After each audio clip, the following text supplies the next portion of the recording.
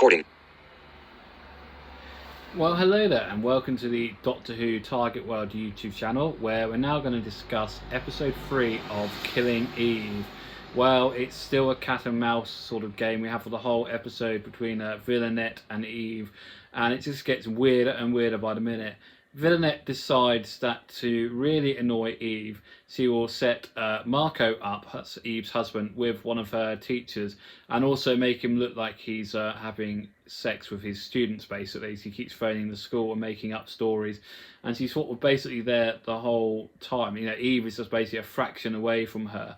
And around this, we also have Constantine, who was Villanette's handler, sort of making a deal with Eve so he can find out where his family is and allows Villanette to go off with him by the end of the episode.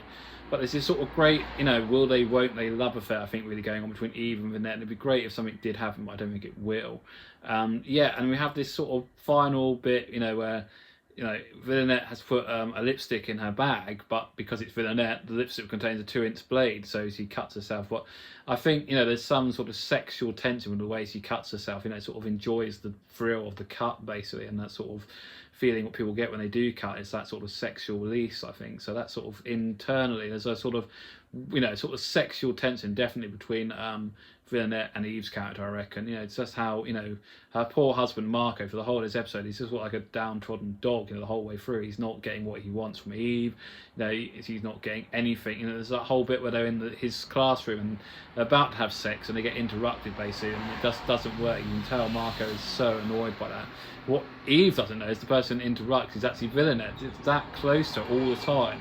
That's what I love about this. There's great music also by David Holmes the whole way through, and that soundtrack to sort of adds tension all the way. So yeah, it's what I'm enjoying it a lot. It's just a shame that I can't binge watch it because BBC iPlayer only has audio description on each episode, not the whole box set. They need to change that, in my opinion. And yeah, it's episode 3 is really good. I'm looking forward to episode 4, but I'll probably iPlayer it this week because it's Glastonbury in the UK and I want to watch all the stuff from Glastonbury.